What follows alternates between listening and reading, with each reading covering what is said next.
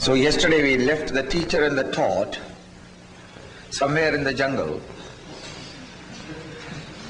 Both of them tuned up in themselves and they were looking at each other. There we left them.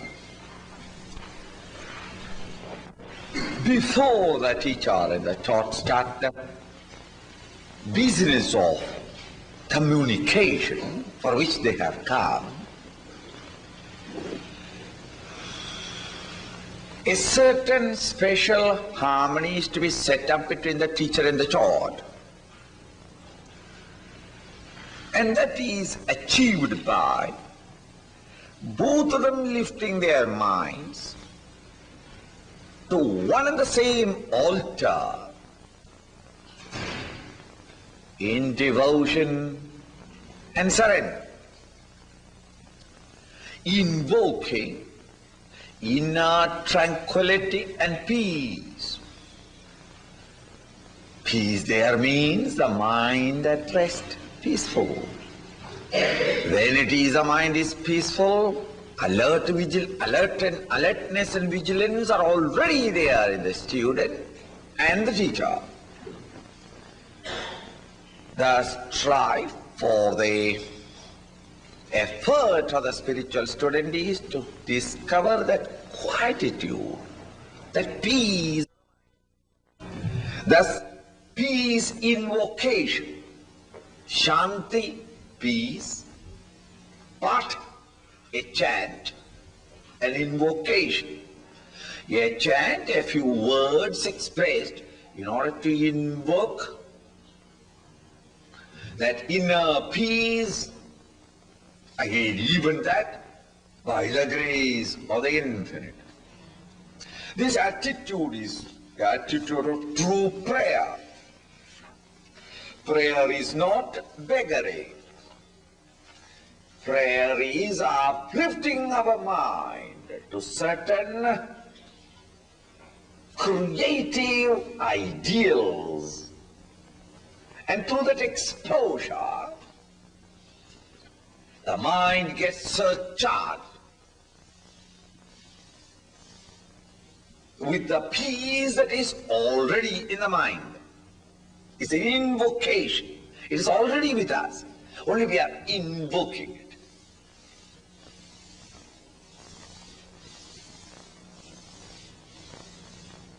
When you meet our enemy, we invoke anger. Next moment we meet our friend, the friendliness is invoked.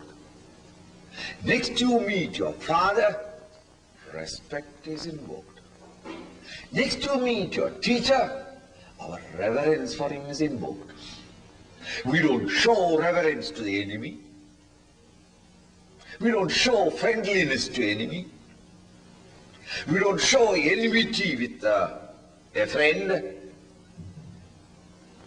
At each time we invoke. We are doing it every day. It is not a question of how to invoke. You are doing it. If you are not able to invoke the right thing at the right time, we generally suspect your sanity.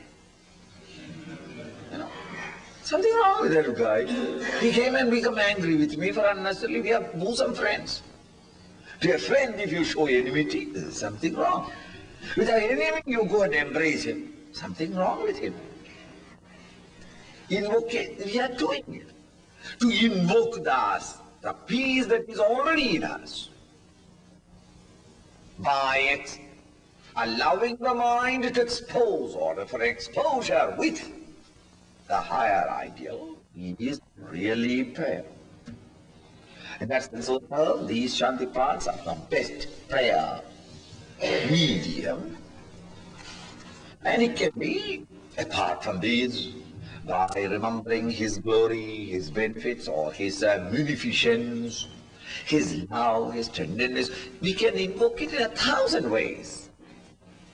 And all of them becomes the hymns, the praises. Now, peace invocation. Om Bhadram Karnebhi Shrunuyama Deva Bhadram Pashyemakshaviryajatraha Stirairangaihi Stushtuvagantat Vyashema Devahidam Yadayuhu Swasti na Indro Vridha Swasti na Pusha Vishwaveda Swasti nastaksho arishtanebihi Swasti no prihaspatir dadhatu Om Shanti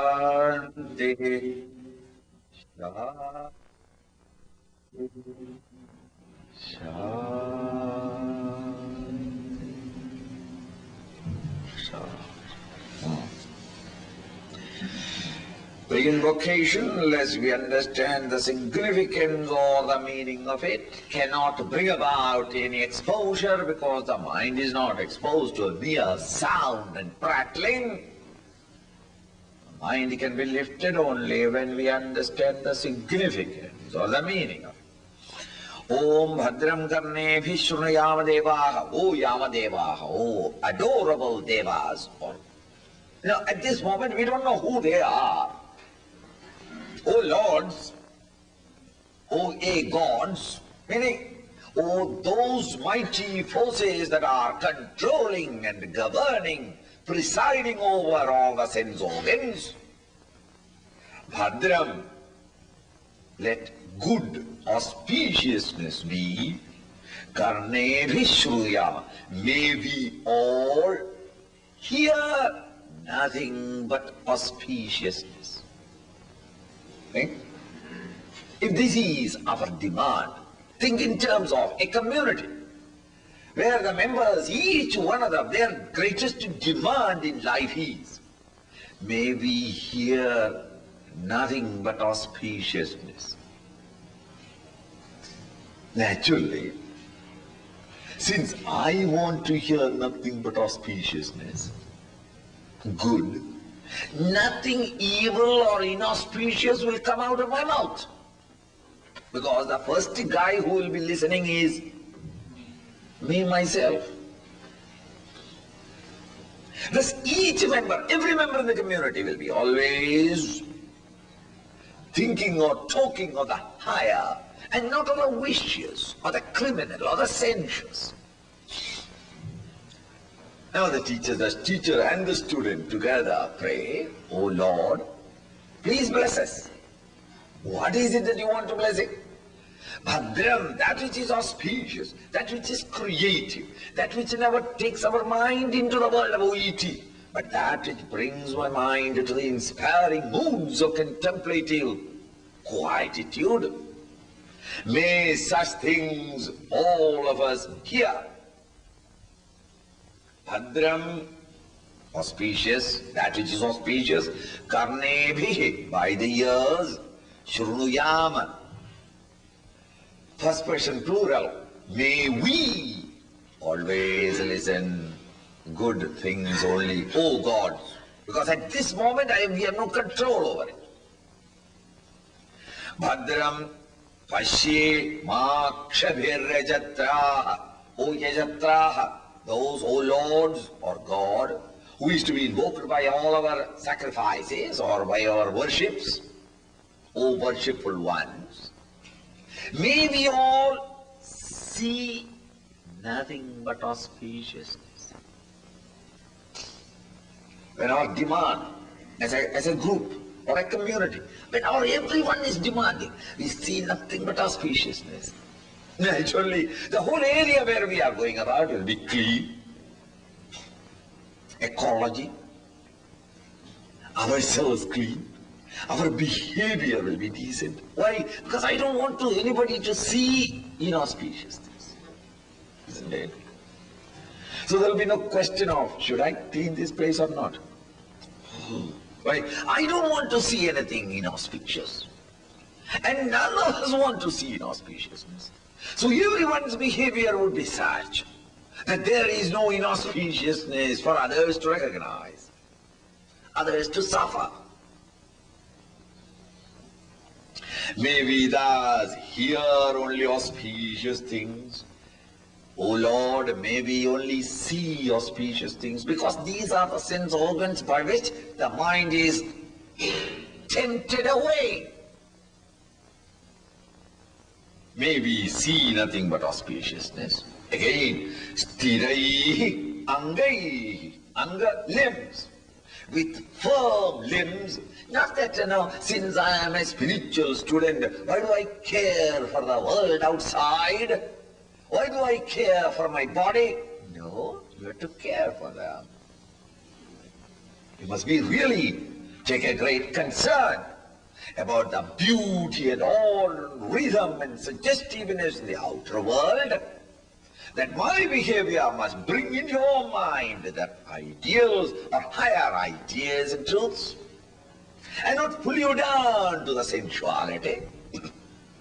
Again, my body also is not to be neglected. Sthirairangai, with firm limbs. Sushtuvagam sastanobhi, with very good health. Because if I have no health, I will be a liability on others, isn't it? Please, my friend, yes, lift that leg and put it on this leg. Why? I can't lift it. Give me a glass of water. I have to depend upon everybody because my health is gone. You have to carry me. May I be strong, firm, that I shall serve the world rather than I provide the world with a field for social work. That's it. It's true. If nobody is sick, how can we serve? So for the world to serve, I become the sick patient.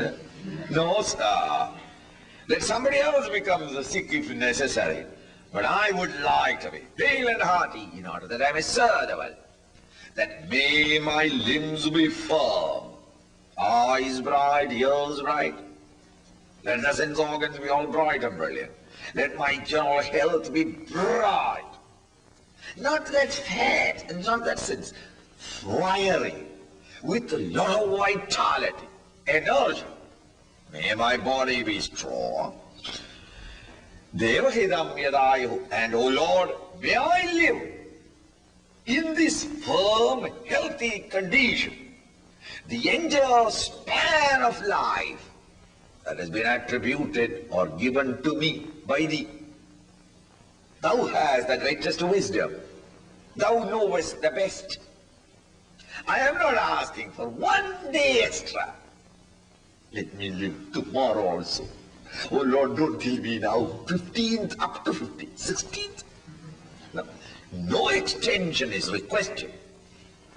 We don't request that, no, my life is so miserable. Take me away. No. The exact time that has been given to me, may I live in this world to the last moment, not as a victim of ill health in a bed, but in boots, with tightened belts, on the field of service, till the last moment.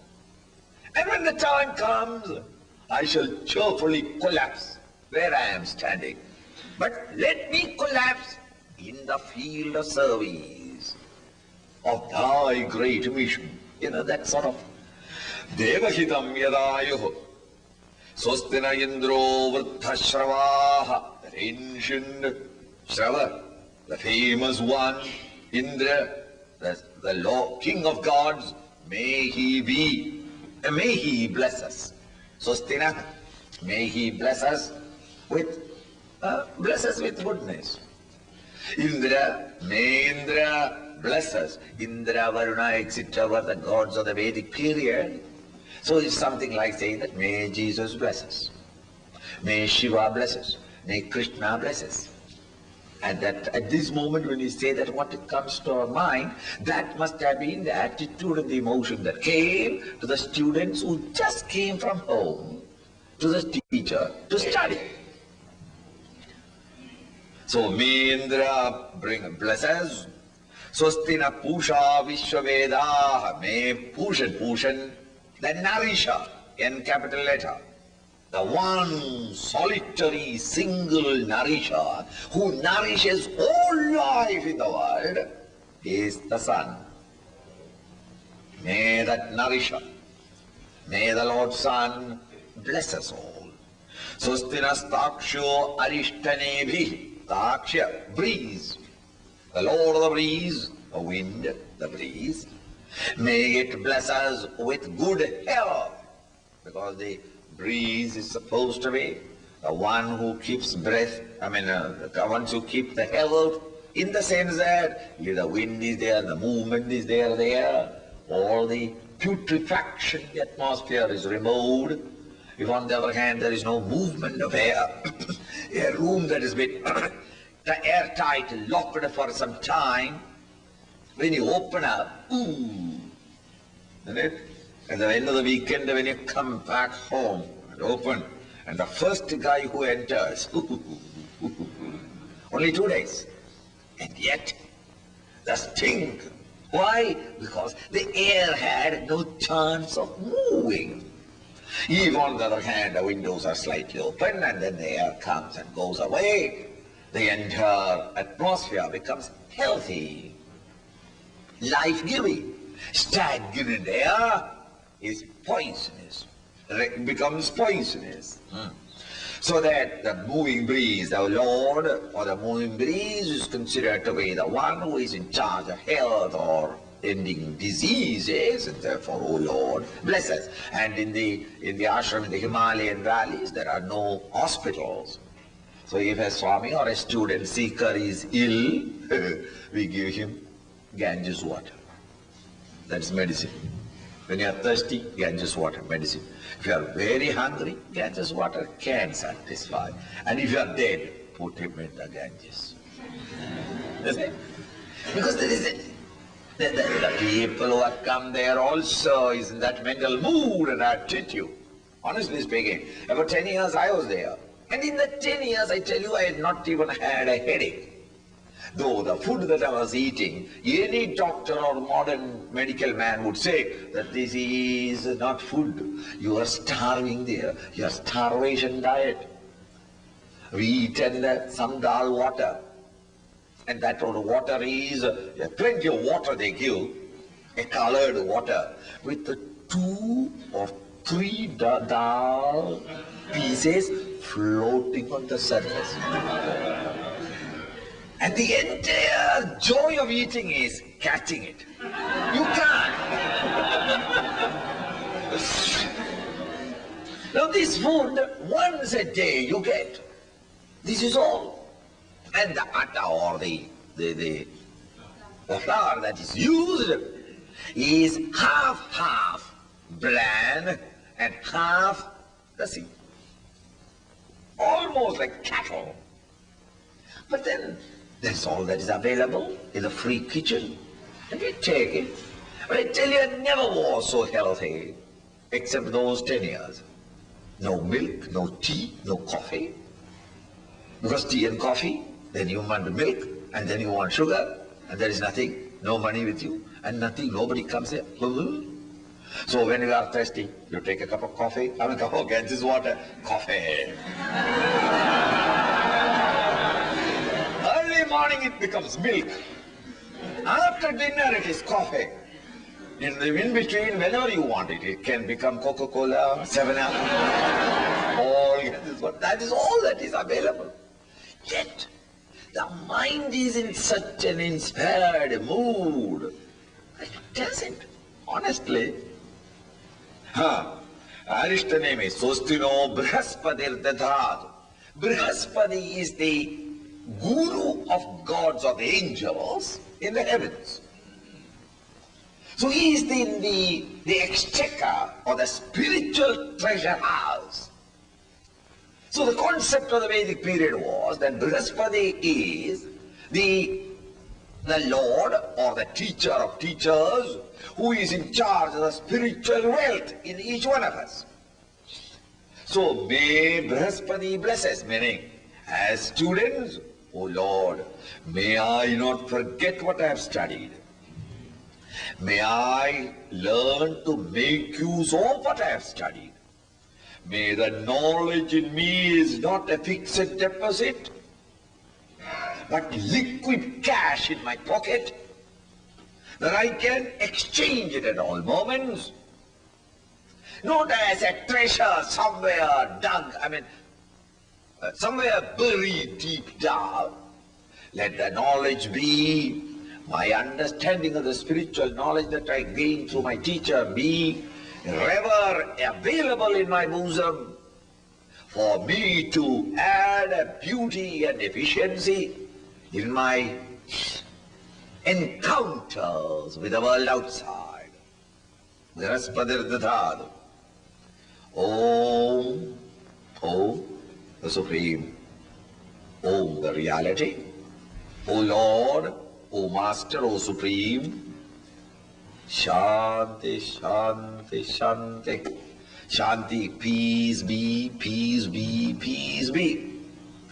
Peace be for all sources of obstacles that can arise in our life. These obstacles are unknown, God, hand of God, far and unknown. It can be from the phenomenal world around, but over which we have no control. And it can also be subjectively in ourselves. So then, O Lord, Om Shanti, may all the unknown sources from which the obstacles can come be Shanti, be at peace with me. Om Shanti, may the environment around, the world around, the phenomenal world around be peaceful. And when all are peaceful, again I can get disturbed by remembering some experiences of the past, some anxieties for the future. These disturbances are created by my own mind. Oh Lord, at this moment I have no strength or power over it. Therefore, thy grace is necessary. I invoke it. May peace be in the mind. Thus the first Om and peace, Shanti, is chanted loud and long. Om Shanti. The second one medium. Om Shanti. May all around me be Shanti. And the third one, Om Shanti. Who? The mind. Shanti. Quiet. Thus these three are chanted. Not in a hurry, but Om Shanti, Shanti, Shanti. You know, that is you are not invoking. The mind must be with it. Om Shanti, Shanti, Shanti. And as soon as every day we'll be chanting, at least the Shanti, Shanti, Shanti, all of you try to chant together. And as soon as the third Shanti is over,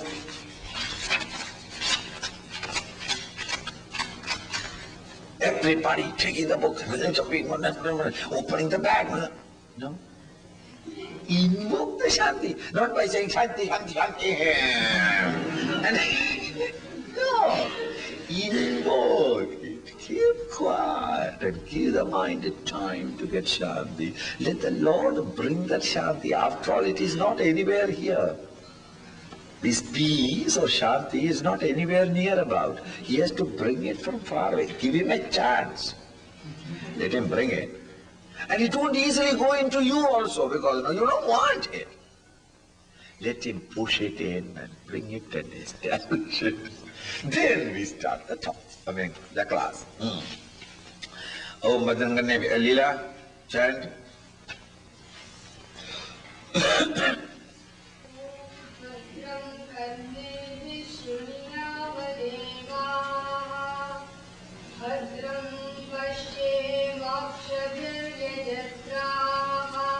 Sthirairandraya sushturadam sarvanovihi Yasheva devahitam yadayuhu Swasti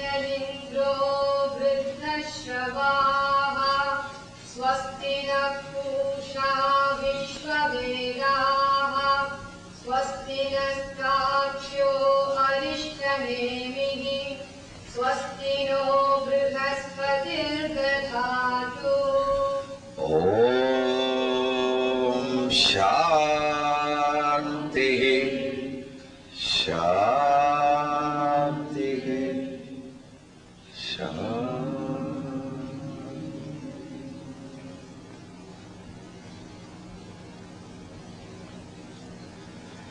Krishna. Thus having tuned up, the teacher and the taught both tuned up. Shanti, Shanti, Shanti. A harmony is created between them both, and then the student starts the discussion. Adha Ashwalayano Bhagavandam Parameshtino Hosametyuvaja. Adha Anandaram. Afterwards, Ashwalayana, the student's name, the student Ashwalayan. Bhagavandam Parameshtinam, Bhagavandam, the Lord. Lord meaning, so reverential is my teacher, Lord. Parameshtinam, Parameshti means the Brahmaji, the creator. Approaching. Upasametya, with very humbleness, with that devotion, having approached the teacher. Uvaja said. So Ashwalayana, a disciple, later on we shall find that he is not an elementary student, a student who has deeply studied, perhaps practiced for a long time, but he is not clear or he is not inspired enough, and therefore he wanted to get it from the horse's own mouth, from the master himself, and therefore he approaches. Now the student approaches a teacher who is now explained here as Bhagavandam, divine, because that is the attitude of the student. My teacher is divine. Bhagavan, Lord. And Parameshtinam, who did Ashwalayana approach? A teacher, the best available. And who is the best available teacher? The Creator. Why do you say that? How are we to go and meet and know the Creator? It is said only because of the meaning is more deep implication. Not that the student went all the way to the place where the Creator is having the manufacturing factory from where you are all manufactured and thrown out. It is not that. Don't think that way. Creator is one. The Lord, when creating the universe, He plays the part of the Creator. So Creator is the guy, the one that knows both the created world and the infinite truth. Isn't it? He is one, the Creator is one, who must be knowing both what was there before creation. And the Creator is the springboard from which the created is happening. You and I at this moment, as creatures, we know not what was before the creation. And the only witness who had witnessed both what was the pure truth or reality before creation and what is there after creation, both of them are witnessed by only one intelligence called Creator. In that sense of the term, a master must be not only a one who has realized the highest, but it must be also a person who has not totally forgotten how miserable and ignorant he himself was before his teacher initiated him into the higher paths. He must have a concern, a great care, a great anxiety to, in sympathy or with sympathy, to help the student to rediscover his own divine nature, the student's own essential divine nature. Such a sympathetic master alone can lead us and guide us to the higher. He must be conscious, intelligently conscious of both the higher and the lower. Then only he can become a medium, a guide to guide us from our delusions into the higher reality. Thus Parameshtinam, the great creator himself, in the sense that the master who has not even a trace of doubt about it, a well-established master of realization, having approached Ashwalayana, a student, Uvaja, he said, or he asked, Adhihi Bhagavan Brahmavidyam Varishtham Sada Sadbhihi Sevyamanam Nigudham Yaya Chirat Sarvapapam Vyapohya Paratparam Purusham Yadi Vidwan. Within quotes. This is what the teacher said. There are no quotations in Sanskrit, but it's only for convenience that I have put that quote there. The student said or asked, Ashwalayana is the name of the student. And Ashwalayana said, after reaching the teacher and approaching the teacher properly, what did he say? Adhihi.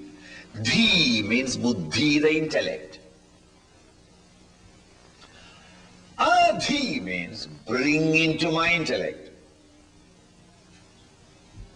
Adhihi, please teach me. The word teach is adhihi. The teacher has got a certain concept or a knowledge in his head. I approach the teacher and my request is, please teach me. Teach me means that your knowledge in your head, in your understanding, may it be imparted into my understanding. This is called the process or the program of study or teaching. So this idea that the teacher has got, he will have to convert it into thoughts. He express it in sound symbols and make the right disturbance in the atmospheric air. And these disturbances move and reach your tympanium. And when the tympanium is tickled, your mind reconverts them. Oh, this is the idea. Then your intellect grasps what is the thought. Then you accept it or reject it. And when you are rejecting, the teacher understands it and therefore he applies more and supplies more and more data, more and more arguments or logical thinking, until at last your intellect accepts it. Oh, I see. I see where? I see. Now I understand. Then the communication is complete. The idea that was in me has now been accepted by your intellect, meaning transferred to your intellect. Then the study is complete. Thus the word teach me, the very word is explains the very processes. When the teacher, student says, Adhihi Bhagavan, please, O Lord, bring into my intellect. So teaching and learning is not a partial act. If the student is anxious to learn and the teacher is incompetent to teach, it can never be fruitful. The teacher is very competent and anxious to teach, but the students are not interested in learning. Nothing can happen. It's a beautiful coupling between the teacher and the taught. There must be the total harmonization. The teacher must be anxious to teach. The student must be equally thirsty and hungry to learn. Both of them must put forth effort. Then alone, the transference of knowledge that is already inherent in the intellect or understanding of the teacher can flow out and get transferred into the understanding of the student. Ati Bhagavan, please teach me, O Lord, what you want to learn. Brahma Vidyam Varishtha. Brahma Vidya, Brahman, the pure, supreme reality. The absolute reality. Brahman, God. Vidya, science. So Brahma Vidya, the science of reality. Please teach me. I don't want anything else. I've not come here for your blessings or for a longer life or for a child or for success. No, no. My only demand from you is, please, teach me the science of reality. The truth. Varishtha, superlative degree. The best of all sciences. The knowledge of all knowledges. Having known which, my entire personality changes. Thereafter, whatever little knowledge I have got in the world, I become a better person in that particular vocation. Suppose I have learned and studied all my life medicine. I am a doctor. Yes, you are a doctor. But even the doctor is also a human being, a person. Now what we are trying to impart is not the science of medicine, or science of engineering, or mathematics, or no other sciences we are teaching. But we are teaching the mathematician, we are improving the engineer, we are anxious for the doctor, the man behind all these knowledges. And when this man, the human personality, is become more integrated, disciplined, beautified, harmonious within, then the same knowledge of the doctor, with the same knowledge of the same doctor, the same individual becomes a more competent one, more efficient one. A better, his judgments become more precise and correct. His behavior towards others becomes so beautiful that a doctor or an advocate or a lawyer or an engineer, whatever your profession, it is the man behind that we are trying to beautify, remove his hang-ups, remove his inhibitions, and make him a beautiful, pure, individual entity. And thus, his own knowledge becomes chastened, and therefore, this great knowledge of reality is called as Varishtham, the best, the noblest.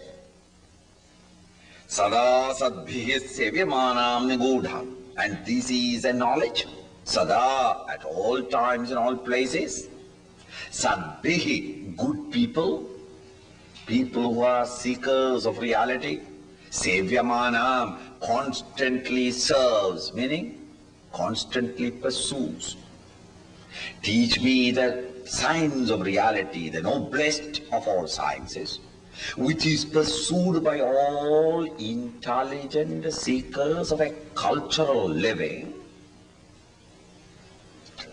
Why should you come to me and disturb me? If that is what your doubt, O teacher, I am not that I have not been ready to put forth my effort. I tried to read all the libraries of books available. I have discussed with all pundits and masters and professors. But I come to you only because, Nigudha, what am I to do? This science is such a secret science, such a sublime science. It is so deep, so subtle, good, very good, very, very subtle and secret is this knowledge, and therefore, however much independently I may gather data and knowledge, it doesn't fire. To fire it up, to blast the individuality and reach therein, I need a little help from you. Therefore, I am approaching you. Please teach me. Yaya, Achirad, Yaya, by which knowledge? This science, why do you want to learn it? Why did you go and spend your time in some other study? Why do you want to learn it?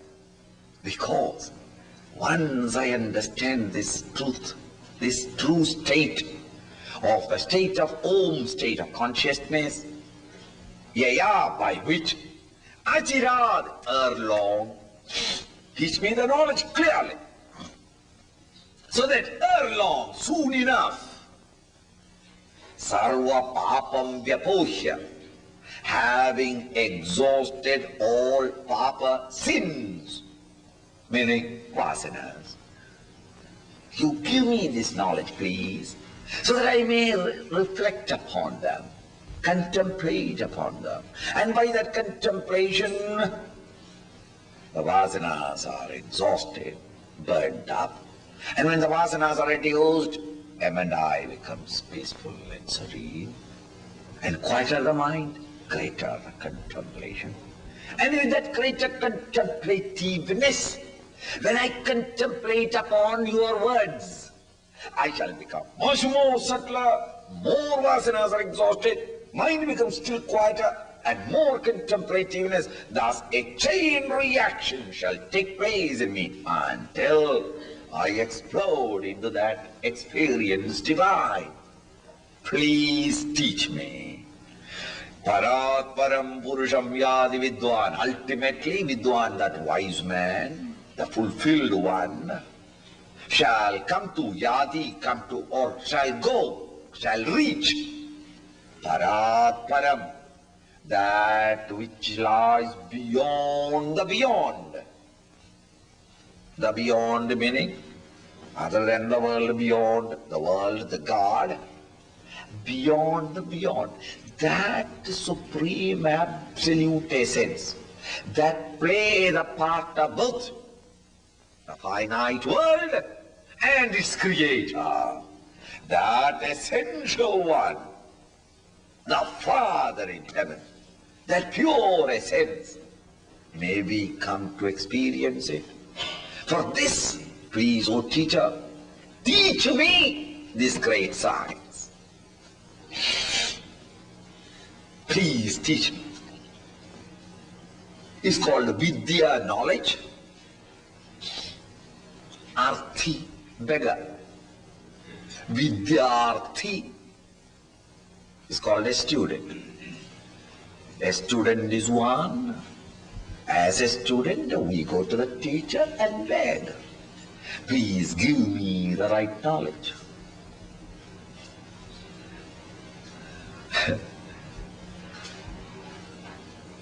This is all right when the teacher is not demanding from the student any fees. When the professor is wanting himself the pay, and the students go there and subscribe his or pay his fees, the students become masters and the teacher is employed. Come on, talk. He has to talk. Stop it. He has to stop it. Why? Masters are sitting there. When that comes, the teacher is no more a teacher. He has surrendered his freedom. And the student becomes no more a student, but who sit down, cup of coffee, sandwiches in hand. Entertain me. The professor also says, my musibat, my trouble. There is no other profession possible for me. He is also there. You see, that sort of thing, situation comes as it is today. In those days, it's not like that. The teacher was sitting down contented, complete. He was not searching, seeking for disciples. That disciple went to him, hungry, thirsty, suffocating, panting for this knowledge. And he's begging, please give me this knowledge. And now the teacher's kindness, infinite mercy, that he pours it out on the student. So then, the best of student, mind you, and he approaches student because he is best of students. Why I say that? The very way he approaches the teacher and asks and demands clearly shows that he is a deep student of philosophy already. Please teach me this knowledge, the best of all sciences, which is sought by all noble, cultured people at all times.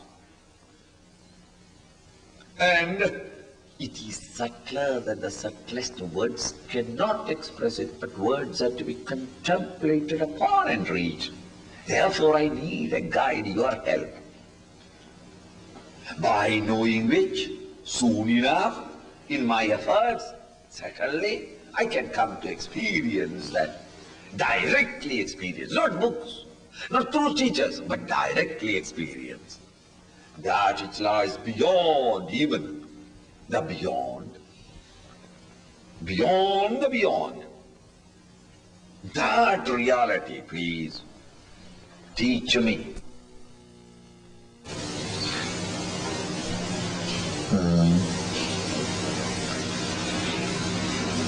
To the student, Ashwalayana, the Creator, Pitamaha, said, the grandsire said, what did he say? Shraddha Bhakti Dhyana Yogad Avaihi. The student's demand was Adhihi. Teach me. Adhihi. The very first word meaning in the previous mantra. The first mantra one, take. The very first word, Adhihi, underline. And in the translation, underline teach. Adhihi, in Roman, underline Adhihi, teach. So the student comes to the teacher and says, Adhihi, please teach me. The teacher answers, Avaihi. The last word, the Roman, second line. Avaihi, underline. The Roman, second line. Last word, Avaihi. And underline, no. The last word in translation. Then you will remember, this is the word. You got to know about it. Don't ask me to teach you. Who am I to teach you? It is impossible. These things are not taught. You come to experience it yourself. Come to know it directly.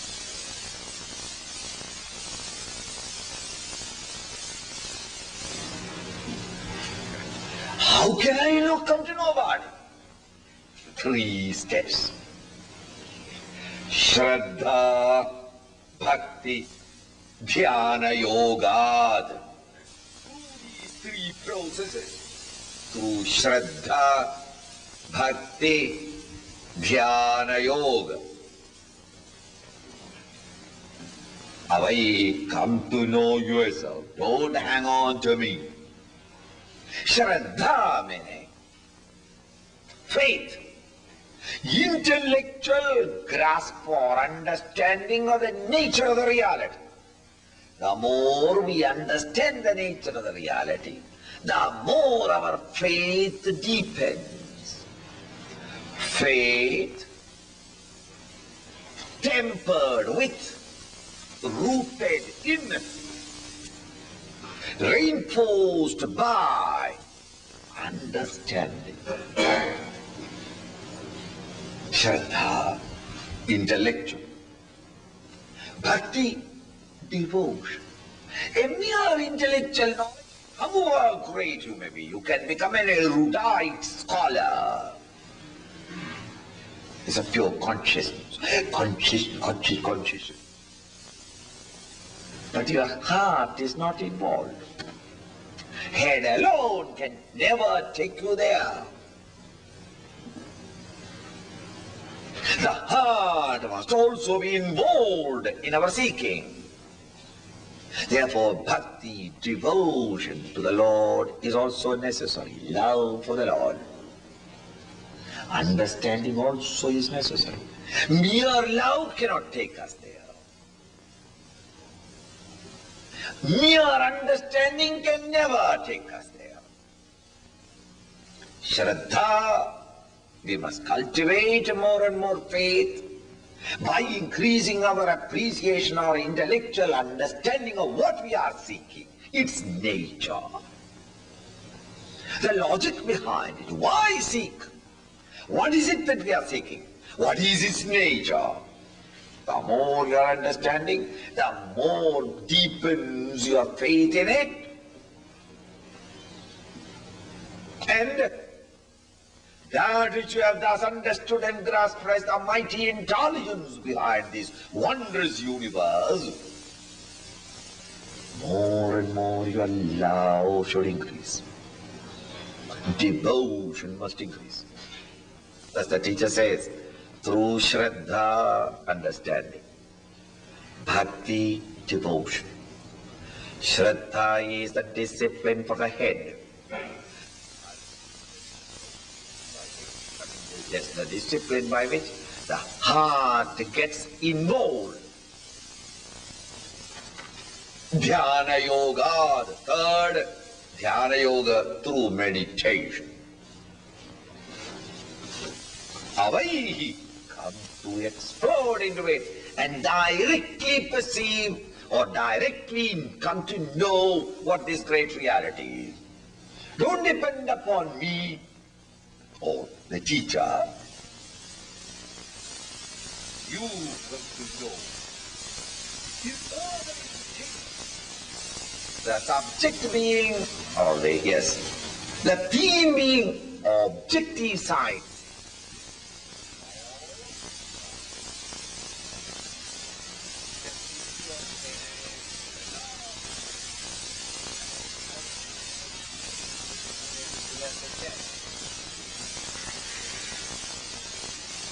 By the help of demonstration, laboratory demonstration, by showing him, by taking him for a trip and showing him, or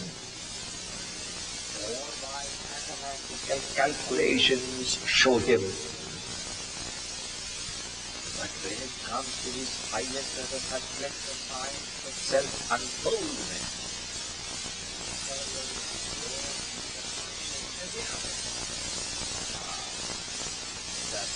has to know it by himself. Any amount of hearing from others will not take us an inch nearer perfection. So the teacher immediately reprograms. One, the discipline of the head, Shraddha, faith, understanding. The second is the discipline of the heart, devotion. Love of the heart, understanding of the intellect. The third, Dhyana Yoga, the path of meditation. Carefully. What is the significance? One is discipline your head, fill it up with understanding. God, cultivate more and more devotion in the heart. Good. The language of the heart is love. The language of the head is understanding. Think. Your physics professor or economic professor, whom you intellectually appreciate so much. And when you appreciate intellectually, you only develop a respect for that professor, a respect for that leader, a respect for that scientist, that artist. Only respect. The intellect in its understanding oozes out or flows out in respect. Whenever we appreciate anybody intellectually, our relationship towards him is respectful. Respect for it. Now, when there is love in the heart, the heart can only keep a relationship with somebody in terms of love, devotion. Now, when you love a great master, you can love him. You can imitate him. Remember him constantly.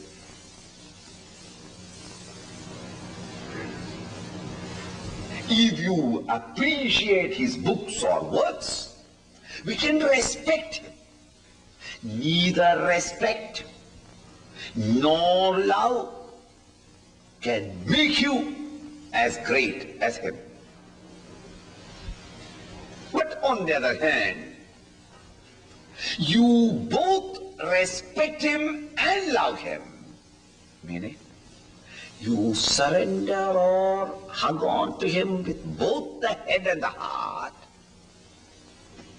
You love that which you respect, and you understand and respect the thing that you love. Where love of the heart and the respect of the head mingle together at one altar, that confluence of love and respect together is called reverence. Reverence is not by the heart alone. Reverence is not from the head alone. An amalgam of head and heart together, that instrument rains out reverence. Reverence cannot be ordered. The Guru cannot say that these students are not revering me. You can't order it. Hereby I order that you must revere everybody. It must come. Like springtime, the flowers burst forth. The sky becomes clean and blue. The sun gathers a new lustre. The moon of the springtime has a beauty of her own. These are all natural for the springtime. It's not that this spring came and said, everybody, respect me now.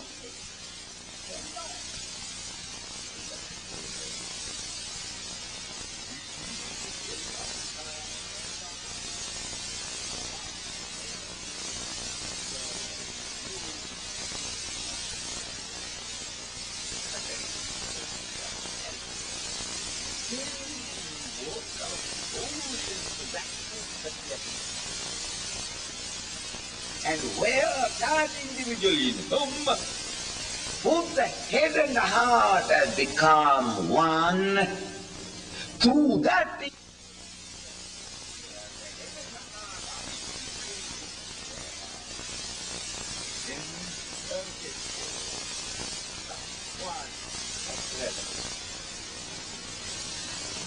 we become what we revere. We are today, good or bad, what we revere. If I have reverence for moral values, I am a morally good man. If I revere only rascality, I am the best rascal. You see, it all depends upon my ideal. And these ideals we pick up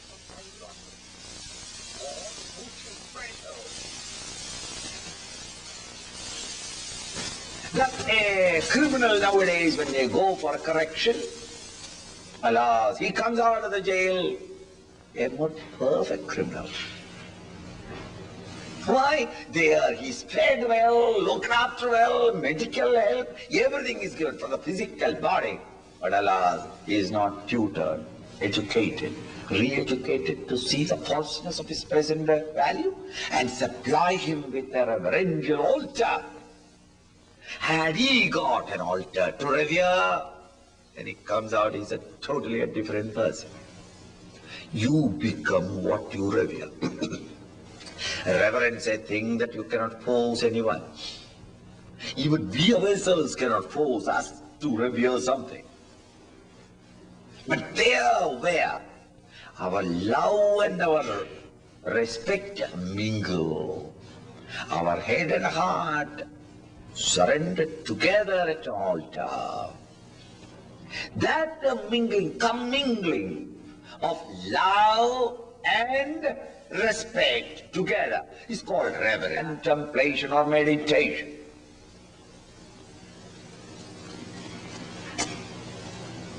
To the individual PFT, to you and I, as an individual entity, the head and the heart are the two wings, as it were. And on these wings, the individuality takes off from our present level of consciousness and glides into the divine. That gliding movement, where there is no fluttering of even a single feather, that gliding is called meditation. We never able to take off because either we are too intellectual or too emotional. Sentimental, oh God, oh God, oh God. You can only flutter. Both must be equally developed. Stretched to the max.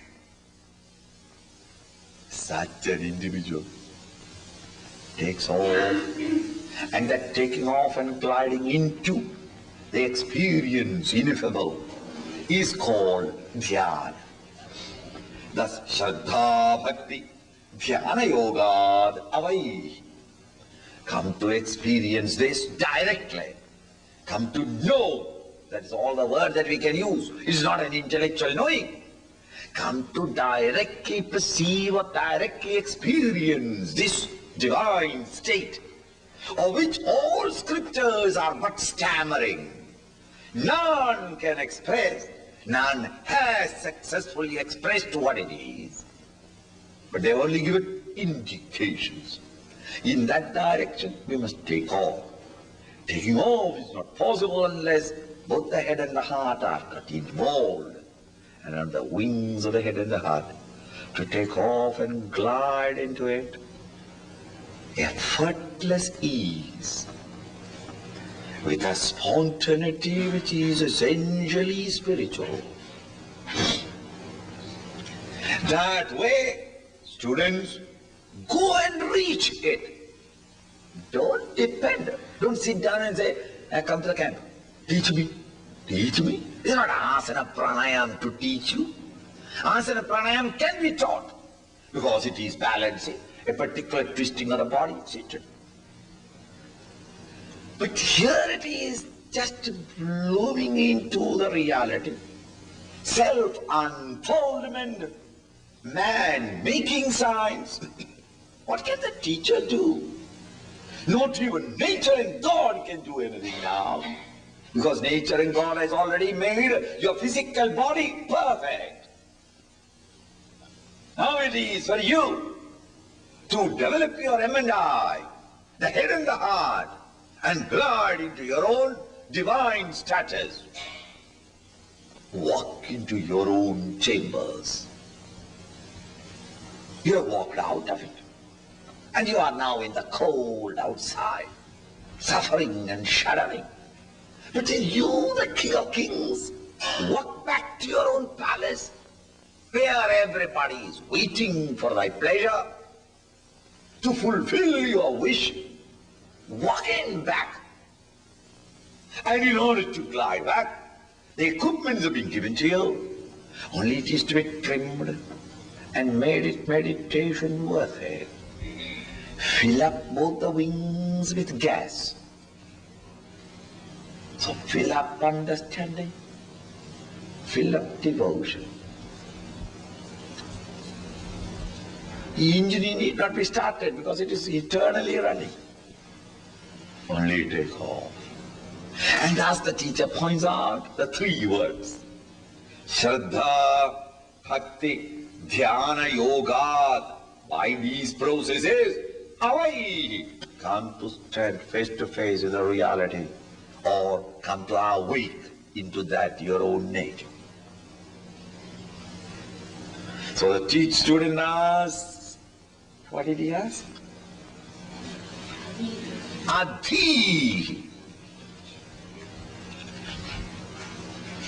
The teacher answers, Avai. See that? I mean, I want you to point. I mean, this is a subtle thing which in the translation you will overlook. Adi, teach me, sir. Shut up, learn it. Don't hang on to me. See that? How perfect independence. Vedanta knows no such compromises. We don't interfere with the disciples. You learn and flower forth and bloom up in all your beauty and fragrance. It's all in you. And all the teacher does from outside, help him, keep him in the thrill. And if you don't bloom forth,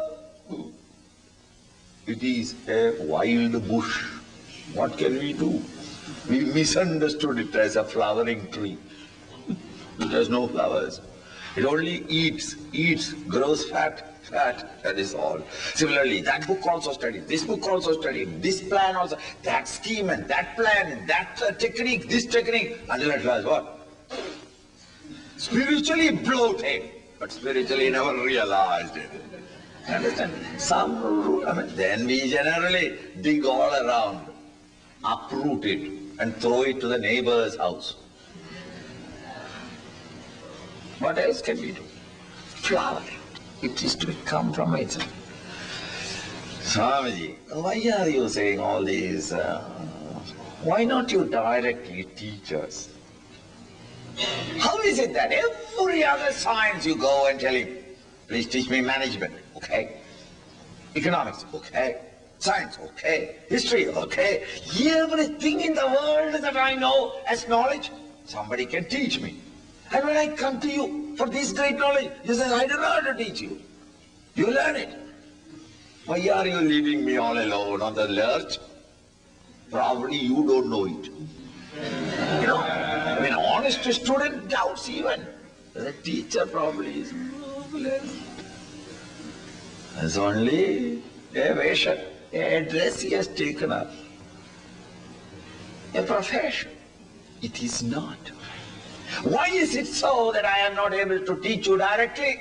Is that the teacher says, which we will take it tomorrow, so that you may have enough time for breakfast.